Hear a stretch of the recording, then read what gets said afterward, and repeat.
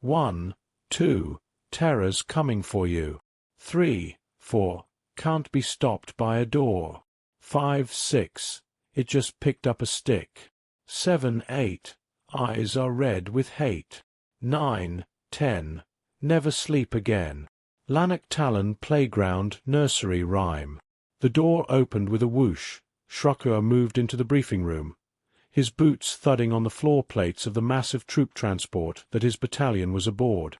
His rank, upper senior sergeant, gleamed in the light of the briefing room. Shrokur moved up to a chair, his seat as the platoon sergeant of 5th Platoon, Kilo Company, Scrimarkle Battalion, and sat down next to the senior company commander, Senior Field Captain Nurpatch, who was a Nurkreft, one of the 5 races of the Strevikal Dominion. "What's happening, sir?" Shrokur asked. Scrimarkle Battalion was supposed to be moving with the rest of the Sunshatter Division to the DRA Fulton front, to continue the fight against the vile rodents of the DRA Fulton Empire and their disrespectful Empress. "We're being diverted." "Something big," Captain Nurpatch said, leaning over slightly. "Not sure to what." Shrokur nodded. He opened his mouth to say more when the door whooshed open. His ears flattened in surprise when he saw the uniform. Strevikal Military Intelligence, part of the Games and Theory section. The officer, who wore no rank, no badges, no insignia, not even a nameplate, moved up to the front of the briefing room. He held up a clicker and activated it. A map of the systems around the Strevikal Dominion appeared. Core Ward were the Lanark Talon, the Telkan, and other members of the Fallen Confederacy. Anti-Corward were the Mantid, Trina-Ad, Rigelians, Kobolds, Pubvians, and older members of the Fallen Confederacy. "Brascal 2908, the officer said. A system highlighted, then zoomed in. A single yellow star, young and energetic. 2 asteroid belts. Thick Oort cloud. 6 gas giants. 5 planets. 2 planetiads, 1 far out, 1 near the sun." The officer clicked again, and it zoomed in on the world firmly in the green zone. Brascal 4, a life-supporting world surveyed nearly 3 centuries ago, but determined to be too far from the Dominion's borders. He clicked again. It zoomed in on a mountain range. The side of the mountain range had a long streak cut out of it that terminated in an extinct volcano. A recent survey found an anomaly not initially discovered during the first survey, the officer stated. The volcano went transparent. Embedded in it was the wireframe of a starship, a big one, in one piece. A Fallen Confederacy vessel, suspected and now confirmed to be from the Second Precursor War era of the Fallen Confederacy, largely intact and buried beneath what appears to be lava flow generated by the impact causing the volcano to erupt, the officer said. There was some murmuring that stopped when the MI officer glared at the gathered troops. While hulks from that war have been discovered before, this one is largely intact, the unique material of the hull that the Fallen Confederacy used at the time holding up to the impact of the vessel against the planetary mass, the officer said. Another click revealed earth-moving equipment around a large slice taken out of the side of the volcano. Part of the ship was exposed in the igneous rock it had been entombed in. Initial excavations went slowly due to the hardened lava and some impurities that gave it a much higher tensile strength than normal, the MI officer stated, his tone intent yet bored. Only 600 meters below the surface was what scientists believed was the most probable point of entry. More murmurs shut down by another glare. While excavation sites have been found before, without exception they have been near the Core Ward fallen systems. Most of those excavation sites have shown evidence of heavy fighting or some recovery, meaning that there was little hope to be gained, the MI officer stated. Shrokur held back a frown. He had learned in school, without a doubt, that just a small bit of salvage from a terror tomb had been enough to push the boundaries of science for the Strevikal Dominion. A slight bit of salvage had revolutionized missile warfare for the cowardly DRA. Phalant. A single hulk with a partially intact drive had completely redesigned Grenkleikale Imperial drive systems. Salvage from the Terra tombs were hotly contested by everyone, as the only reason each of the three cultures struggling against one another could remain in competition was reverse engineering Terra devices and technology. Even the research to build the tools to build the tools to build the tool to understand the basics of Terra technology pushed scientific advancement by decades, maybe even centuries. Just knowing that something previously thought impossible by science had been possible for the Terras had pushed scientific inquiry in that direction. Unfortunately, the Grenkleikale spies have intercepted what I am about to show you, the MI officer stated. He clicked the button. The inside of the ship. There was damage inside. Sections of where it looked like a laser cutter had been waved across corridor walls or floors. Fallenzeiling panels. Each room showed silent signs of damage. Ch.9 frowned. There was no dust. No debris. While the staterooms and bays were damaged, there was no debris, no litter. No skeletal or fossilized or mummified remains of Terras. Dominion intelligence services determined that his ship was the closest. With the Grenkleikale Empire knowing about this archaeological discovery, the on-site Dominion commander determined that additional reinforcements would be needed in case of an Grenkleikale attack to seize control of the archaeological site and the secrets determined within, the officer stated. As the Grenkleikale prefer to attack in small numbers, seeking to eliminate scientific teams first, your battalion will be broken up into discrete elements, in charge of guarding scientists at all times, the MI officer stated. Ch.9 kept from groaning out loud. As of this briefing, the scientific team has ceased further investigation into the site, awaiting our arrival, the MI officer said. Once we finish taking on reactor mass, we will be moving to secure the site as well as protect the scientific team. Further information will be available once we reach the target system. He clicked off the image and left without another word. Well, this promises to be fun, Ch.9 said. He could have given me more data to go off of, Captain Nurpach said. He shook his head. I want you and your men to train for shipboard combat, hand to hand, and VIP protection for the 2 months it will take us to arrive. Yes, sir. Ch.9 answered. It'll probably be boring.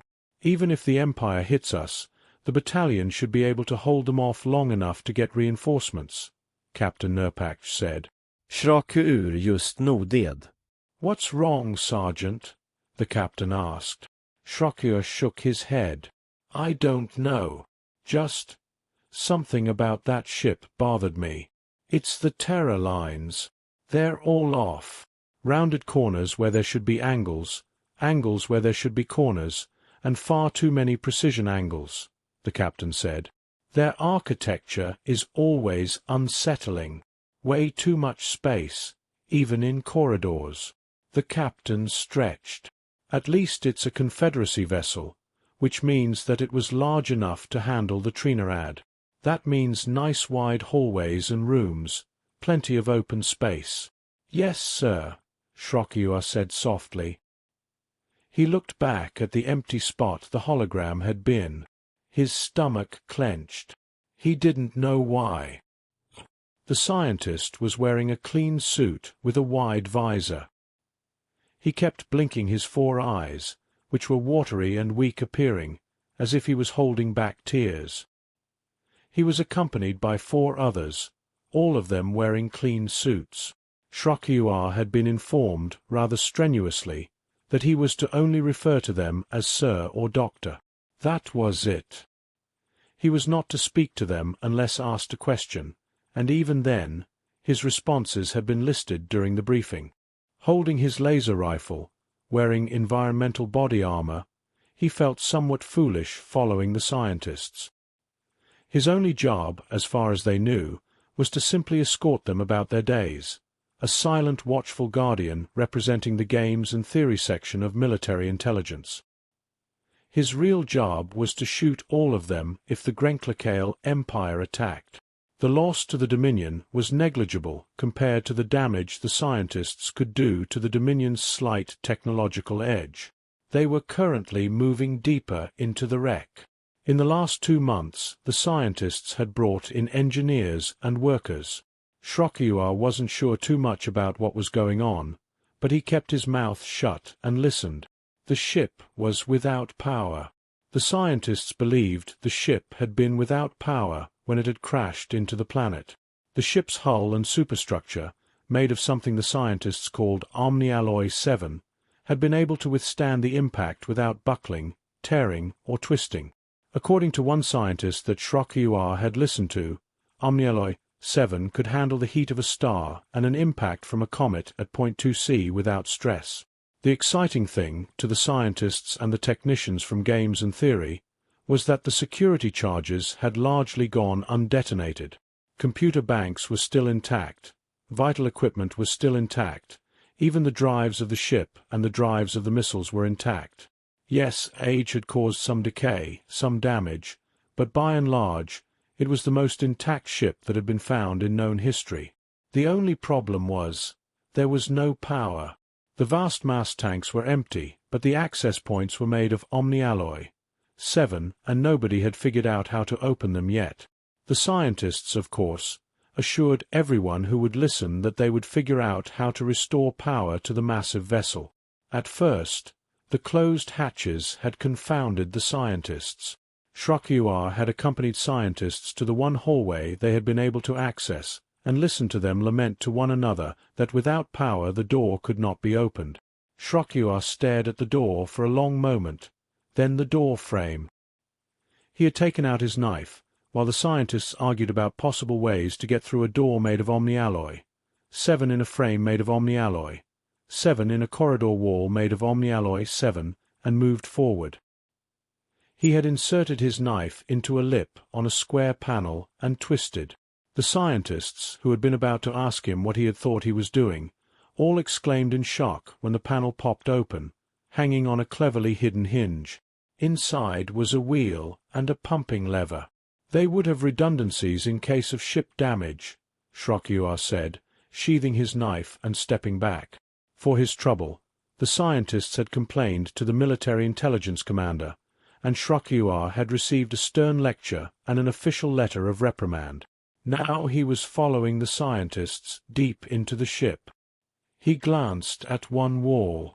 There were scars on the wall, like someone had ran a torch down it, gouging a hole in the wall where the metal hardened right beneath it. Shrokyuar wondered what had been hot enough to do such a thing to Omnialloy 7. Twice they passed areas where there were dents in the wall, inches deep, deep circular impressions at the top of 4 longer rounded depressions. He wondered what could have made such marks. They scientists stopped at the door, eagerly waiting for Shrokyuar to pump the handle until the tiny light went green, then operate the crank. The door slowly hissed open. Air rushed out, with a thick fog that quickly tattered away. The indicator in Shrokyuar's armor let him know that there had been a temporary decrease in temperature. The scientists almost shoved each other out of the way to hurry into the room. Shrokyuar followed, nervously tapping his finger on the lower receiver of his laser rifle, right above the trigger stud. Beyond was a strange sight. 2 rows of 10 high-tech rounded rectangles. Computer screens could be seen, showing data in the strange runes that did not match Fallen Confederacy standard language symbology. At the far end of the room were 4 boxes, each box containing 4 rows of 4 cylinders. Only a few in each box glowed with a soft blue glow. Standing in the doorway, Shrokyuar watched the scientists move around, recording everything, looking over the equipment. Shrokyuar noted that there were heavy cables going from the boxes to a cable junction. From the cable junction was a thick cable that ran down between the 2 rows of rectangular boxes with rounded tops that were covered in glittering white frost. A cable connected each of the boxes with the thick middle cable. To Shrokyuar it had the look of something jury-rigged up, a feeling of almost desperation. He shook his head to dispel the thoughts. The ship made him nervous, and he disliked being inside of it. One of the scientists turned from the glowing tubes to move to the nearest rounded top box. He scrubbed the frost away and leaned forward, then jerked back, his eyes wide with amazement. "Come look!" he exclaimed, waving at the others. The other scientists ran forward, each of them looking into the frost, then jerked back with amazement. Ch.9 pinged a notification to the games and theory officer that the scientists had found something, then moved up to get a look. His helmet camera would transfer the images to the games and theory officer, who would give Ch.9 additional instructions if need. "Perfectly preserved," one scientist was saying. "Must be to prevent decay," another said. "Must have been hoping their species would recover them for burial," another said. Ch.9 leaned forward to look, then jerked back in shock. Inside, perfectly preserved, laying upon a cushioned interior, with wires and tubes attached, was a single occupant. A terror. Its skin was pale, lips blue. There was a light rime of frost between the eyelids and where the lips met. It was completely naked. A female, hairless except for short hair on the top of the head. The nipples of the two breasts were blue, as were the veins visible beneath the skin. "She's perfectly preserved," one scientist said. The other looked up. "We'll open the freezer unit, remove the body, and perform a vivisection autopsy," he said. He rubbed his chest in glee. "An intact terror. Nobody has ever found one." Ch.9 looked at the scientist, who was practically dancing with glee as they radioed for a trundle to be brought into the room, as well as pry bars. Ch.9 looked down at the frozen terror, then at the scientists. A part of him wanted to tell them to leave the room, to seal the room up. There was no reason for the feeling, just a vague feeling of dread that was starting to fill him. He kept his mouth shut. One of the scientists exclaimed with glee, looking up. "What?" the leader asked. "We should autopsy this one first," the scientist said. "Why?" the leader asked, moving toward it. "She died and was frozen while gestating a young," the scientist said. The leader rubbed his chest in glee. "We'll start with that one. We should run."